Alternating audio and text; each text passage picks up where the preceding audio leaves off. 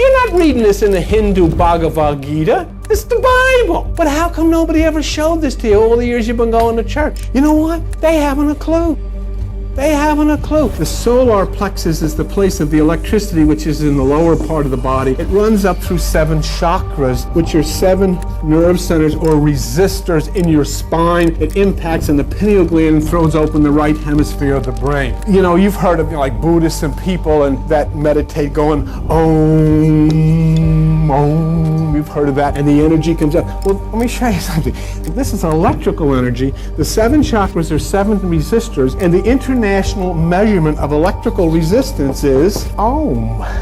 I mean, the people aren't just saying stuff because they want to be freaky and spiritual. This is all true. All we have to do is understand it. Bill Donahue is making a comparison between the brain and a complex computer, emphasizing how both are capable of processing vast amounts of information and performing intricate tasks. He points out that, similar to a computer, the brain's full capabilities are not easily accessed or understood. This lack of understanding makes it difficult to program the brain or effectively use its full potential, which can lead to various challenges or problems. Donahue clarifies that these difficulties are not caused by mystical or supernatural forces, but are due to the biological and electrical nature of how the brain functions. Essentially, the brain works by transmitting electrical signals, which govern thought processes, emotions, and physical actions. Understanding this electrical foundation is key to grasping how the brain operates and how its potential can be harnessed, but it remains a complex challenge.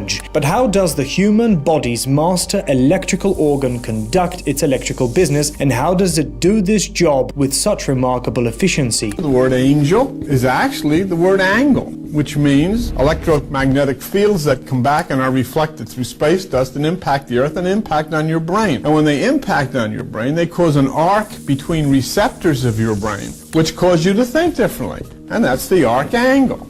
In the world of angels, you may have noticed a common suffix, L, in names such as Michael, Gabriel, Uriel, and Raphael. Interestingly, another L plays a crucial role in how our entire being operates: electricity. The human body operates on electrical impulses. While we can send electrical signals into the brain and receive them out, it's surprisingly efficient when we consider the brain's energy usage. The adult human brain operates on about 12 watts of power, even when awake or asleep. A typical desktop computer consumes around 175 watts and a laptop around 60 watts. Many of us experience overload and burnout because we haven't grasped the importance of resistance in managing the flow of these currents within the specific circuits of our brains. It's like having a computer or appliance in your home without the necessary resistors to regulate the current. It's bound to burn out. It's a mistake to view burnout as solely an emotional reaction to long hours or demanding work. Recent scientific findings reveal that burnout goes beyond mere feelings and can have significant physical repercussions beyond our work lives. Using advanced methodologies, interdisciplinary research teams are uncovering that burnout isn't just a mental state, but a condition that impacts both the brain and the body. In the same way that burnout impedes professional development, new studies indicate that the persistent stress associated with burnout hampers personal and social well-being and disrupts cognitive abilities and hormonal balance, eventually leading to noticeable alterations in brain structure and function. Long ago, a group known as the Coptics in Egypt, who were scientifically inclined, emphasized the importance of knowledge over grace and faith. They understood the principles of physics and how they applied to human existence. And they said that they encountered a person of Jesus. Now, just don't worry about all of this myth as to who this person was. That's irrelevant. But this person gave them 3 things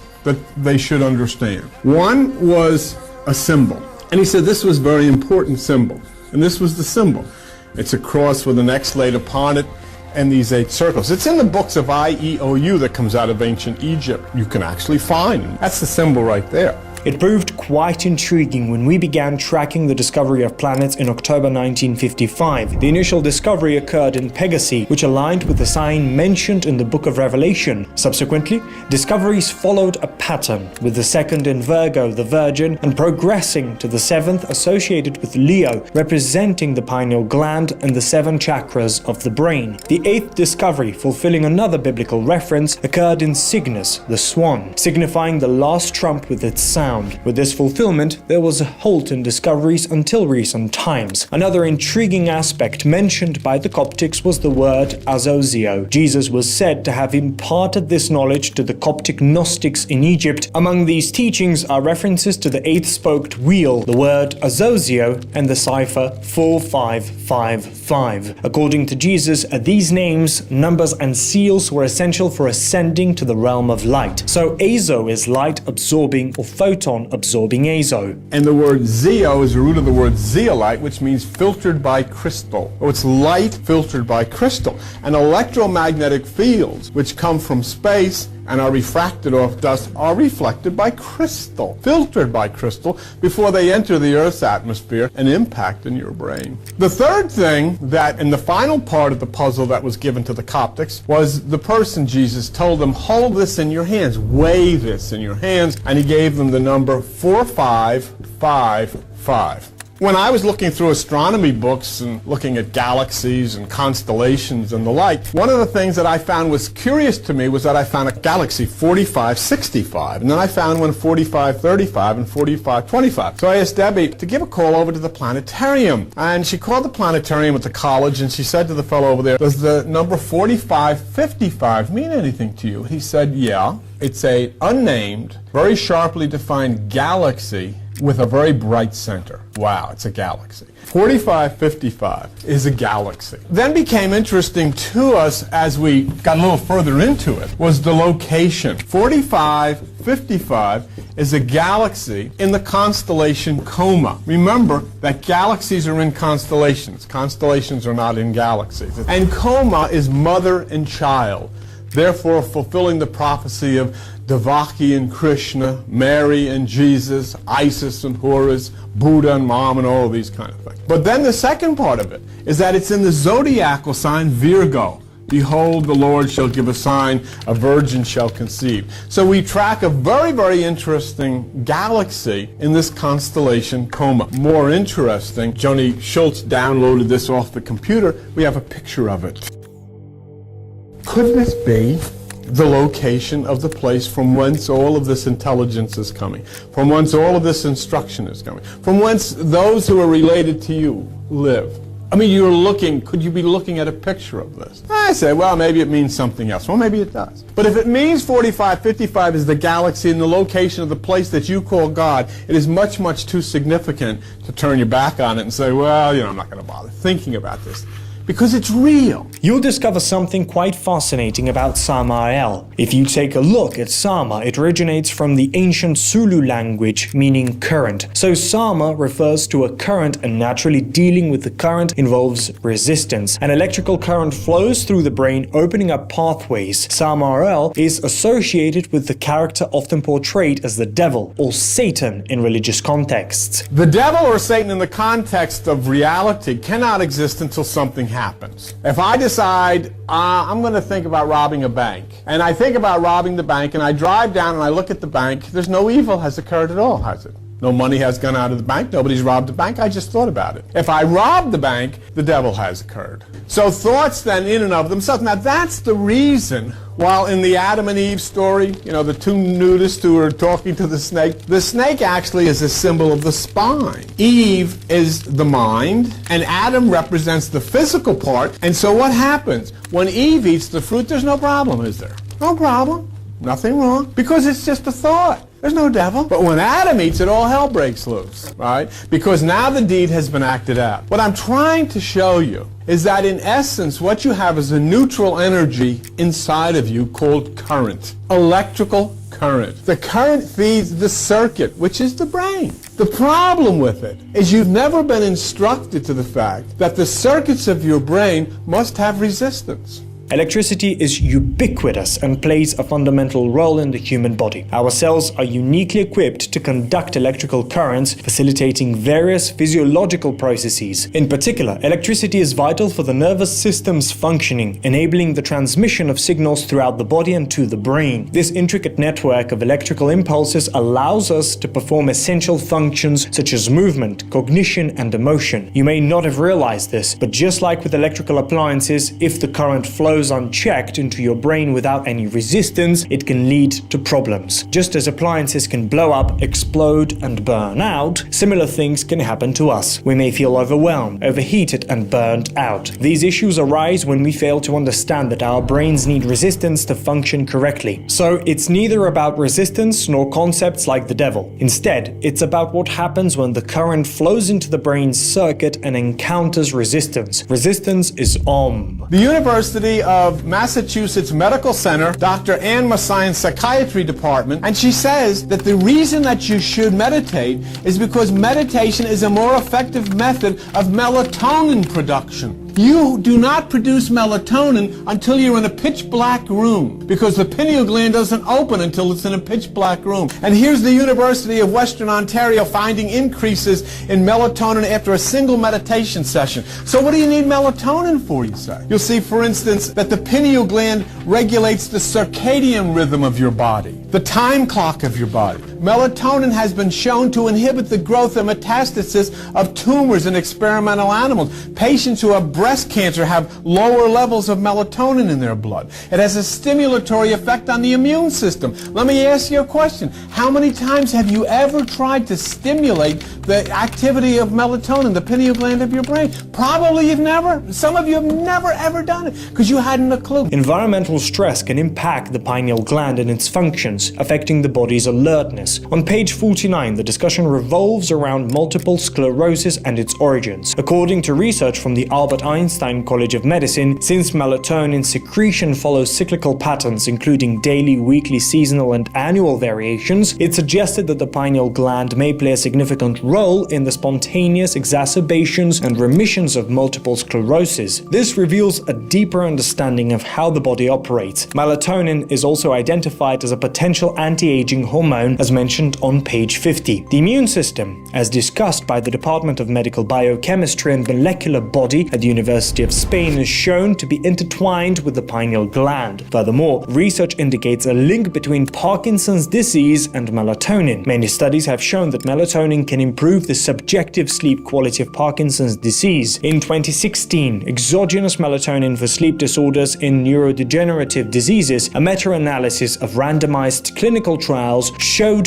that melatonin could improve subjective sleep quality in neurodegenerative disorder patients. Therefore, it's important to recognize the impact of melatonin and the pineal gland on diseases, especially when individuals close to you are suffering, as their understanding of these connections may influence their treatment decisions. And so now we go through this point. We've reached all the way from the point of the temple, we reach up to the point of the crucifixion, we reach up to the point of the resurrection, and we reach to the point where here Jesus at the point of the resurrection says, "Wait for me in Galilee." And we look up the word Galilee and we find in the stuff that we have here that the word Galilee means circuit.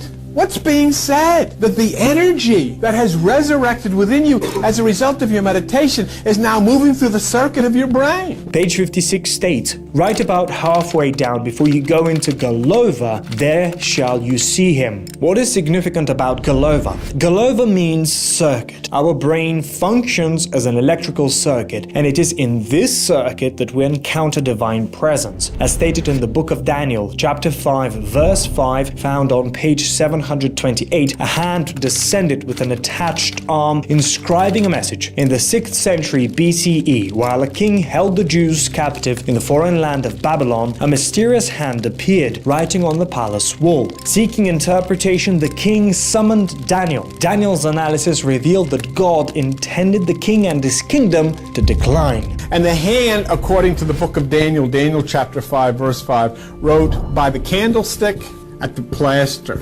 And the candlestick is your spine. And remember, we looked up the word plaster. Plaster is made up of lime. And remember, in looking up and understanding the pineal gland of the brain is made of lime. And so we have here at the point of the spine, at the pineal gland, this hand wrote on the wall. And it wrote this word, mene, When discussing the brain's circuits and linking the brain to a computer, it's pertinent to mention the concept of gate. Like in a computer where circuits are controlled and organized through gates, the brain operates through similar mechanisms. These metaphorical gates play a crucial role in regulating the flow of information and electrical impulses within the brain's intricate circuitry. A neural circuit is a population of neurons interconnected by synapses to carry out a specific function when activated. Multiple neural circuits interconnect with one another to form large-scale brain networks. Neural circuits have inspired the design of artificial neural networks, though there are significant differences.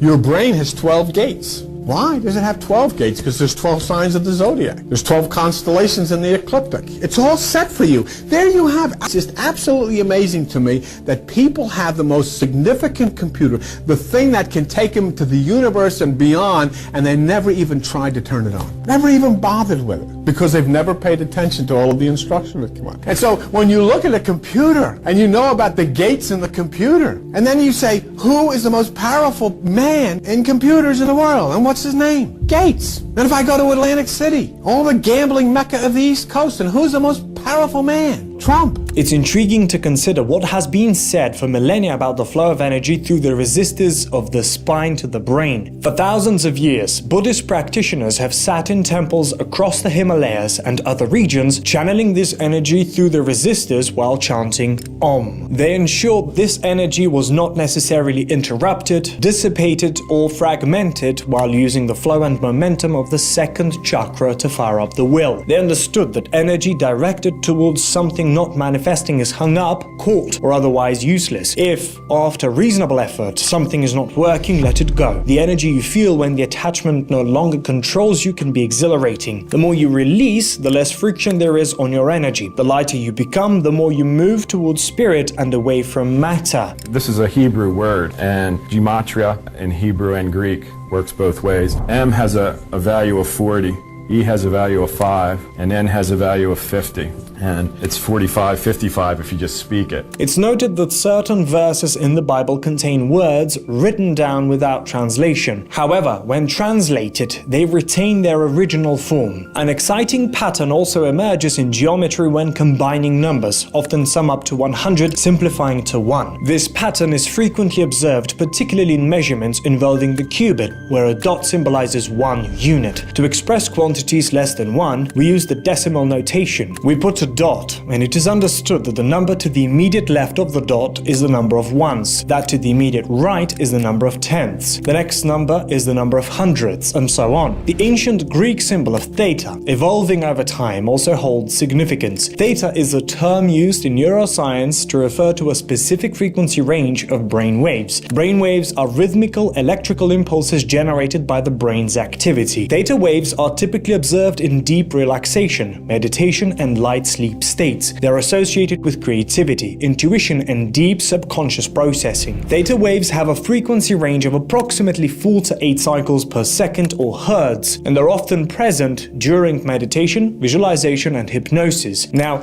how does this relate to the brain? Pythagoras, a Greek philosopher and mathematician who utilized this symbol in geometry, made a remarkable discovery. When assigning a circumference measurement of 1000, the diameter calculates to 318. Now in Greek, the word theta, when you give the values again from gematria, 9, 8, 301 is 318, which is the diameter of a circle. There's an old saying in Hermetic saying, God is a sphere whose whole circumference is nowhere, but whose center is everywhere. Kind of ties into quantum a little bit if you ever get into that. The other thing is, this was related to the sun. This is the symbol of Ra, the sun god. And the Greek word for sun is Helios, which in Greek is written H, lambda, I, O, sigma. And the values are 8, 30, 10, 70, 200 equals 318.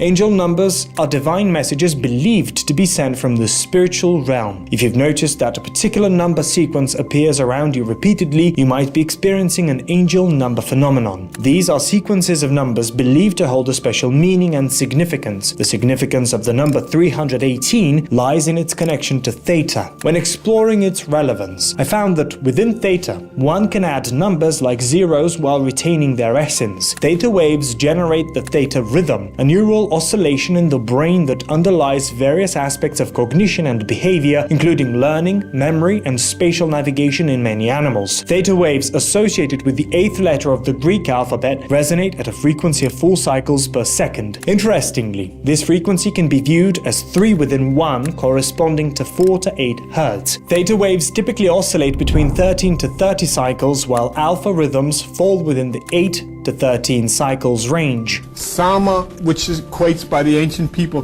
to the devil, which means current. And you look at that word, it says impedance, electricity, the measure of the degree to which an electric circuit resists electric current flow, expressed in ohms. This revelation is pivotal in our research as it sheds light on how our brain functions, what it demands, and how its circuits operate. Understanding how to manage the surging current within these circuits is crucial. The circuit's ability to resist this current is expressed through the ancient chant of Om. It's essential to grasp that every event in our lives results from electrical impulses flowing through the brain's circuits. The concept of the devil or Satan is merely symbolic of an electric current that the brain's circuitry must resist. When this resistance fails, overload occurs, leading to burnout. The burnout we experience manifests as stress, breakdowns, diseases, strokes, and various other health issues, all stemming from the absence of resistance to the current flowing into our brains. All of this is scientific documentation.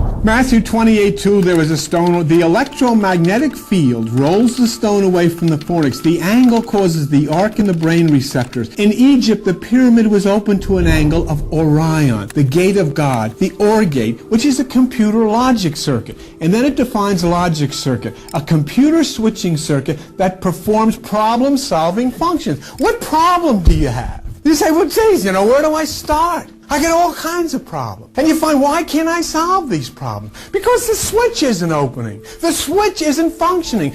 Wonder if you have in the circuit of it, say you've got this big family problem. What am I going to do? What am I going to do with the kid? What am I going to do with my husband? What am I going to do with my wife? And here's the switch. Now, in order for you, here's the understanding. This will bail you out of the problem. This will bring the money that you need. But there's a switch that's closed, okay? And that in order for you to understand, the switch has got to be open. The right amount of current is not coming into the brain to open the switch. And so you're never going to be able to figure this out.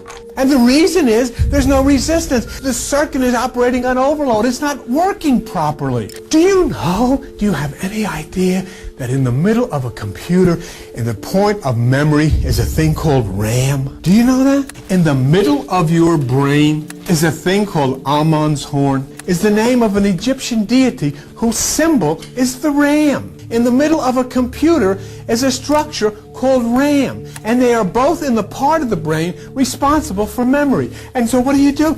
Are you working on it? No, you go to church. This whole world is subject to what's coming out of your head. And that's what Buddha said thousands of years ago. He said the reason that you have this total upheaval in the atmosphere and in the environment is because of all the negative vibrations coming out of the brains of billions and billions of people all over the place. If you can create bad vibes in your house, and you can, what do you think happens when we got billions of people on the planet Earth with there's nothing more than a pimple on the rear end of the Milky Way? Billions of people having bad vibes. What's happened? The Earth is puking. Everybody's freaking out. Why? Because everybody's brain is on overload. Nobody knows. I've got a quote from the encyclopedia right in the middle there. And it says the brain works somewhat like both a computer and a chemical factory. Brain cells produce electrical signals and send them from cell to cell along pathways called circuits. So then Samael is the current that must be resisted by the circuit. And what does it say in James chapter 4 and verse 7? It says, resist the devil and he'll flee. What do they do in church? You know what they say in church? Devil, I rebuke you. All right, this is what I want you to do. Sit in front of your computer, or we're right here. Let's go sit in front of this electric light. I rebuke you. And the light's going to say, I rebuke you too. And it's going to, and if it's time to burn out, it burns out. And when it burns out, you stand here, I lay hands on this thing in the name of Jesus. So what? It's not going to go on anyhow until you put a bulb into it. You gotta screw it in. No matter what you do, you gotta screw the bulb. So the point being, you cannot treat your brain any differently than you treat an electrical appliance. It has to have proper current, proper voltage, proper resistance. The circuits have to operate properly. Let's look one more time so we understand it. Can you feel on top of your shoulders, Steve? Is there a round thing up on top of here? That's a head. Inside of the head is a brain. That brain is a computer. As you've seen here, that brain is electrical circuitry. If your brain is electrical circuitry, if that circuitry is operated by current, then it must have resistance. It's the same as any other computer, and so you have to treat it exactly the same. You have to understand the circuits, you have to understand the current, and you have to understand the resistance. It is no different than that. In something such as a computer, you can only have so much current going in, or you're going to burn it out. If you have too much, you burn the circuit. You've heard of people burning out too much. Then you read about resistance. So how do you do this? That's the instructions. Yoga. See what the word means? What's it mean? Yoke, doesn't it? All right? Now open the Bible to page 787. Matthew chapter 11, verse 29. And what does Jesus say? Take my yoke, take my yoga upon you, and learn of me. For I am meek and lowly in heart, and you shall find rest under your souls. For my yoke is easy, my burden is light. My yoga, take my yoga. How do I take your yoga? Practice the single eye. Take no thought. Seek within yourself for the kingdom. Take my yoga upon you, and you shall find rest for your soul. Something that most people have never found the whole time they've been alive. You'll find rest for your soul. It's meditation. It fixes the mind on the object of knowledge. Profound contemplation. And what is profound contemplation? Who is the one that you must resist? Samael. He is the one that will resist you. And so then what is profound contemplation? What is profound meditation? Samadhi. The perfect absorption of thought in the object, its union and identification. So it is samadhi which overcomes Samael. It is the key. It is the symbol of 8. It is the zogio. It is 4555. Helena Blavatsky put it this way. Fantasy. And you know what each one of us has taken instead of understanding this? We've taken fantasy. We've lived a fantasy. When you go to church, it's like going to Disneyland. There's somebody playing an organ. And there people get up with robes on, and they have lights, and they have candles, and all of these things, and it's nice, and there's not, it's really pretty, especially on Christmas Eve, and all of these things are nice, but they don't change the circuitry of your brain. They don't change the current of your brain. They don't apply the resistance to the current, which is burning you up. They don't do that. And so Blavatsky put it this way, fantasy is an impediment to our intellectual conceptions. And when we are agitated by the inspiring influences of divinity, if the fantasy intervenes, the enthusiastic energy ceases. For enthusiasm and fantasy are contrary to each other. It's something seen but no physical reality. It's religion. It's emotionalism. It's feeling. It's the things that so many people seek for. It's the very thing that will oppose our union with God. The creative, unrestrained fancy. Something that's such an invention that it is a creation of fantasy. Fiction characterized by a highly fanciful or supernatural elements. Fiction. And our whole life has been consumed in the fiction of religion. And because of the fiction of religion, we have missed the reality that we are real entities with a real functioning computer that we have totally neglected because we have plugged ourselves into this circus that they call religion and traditional concepts.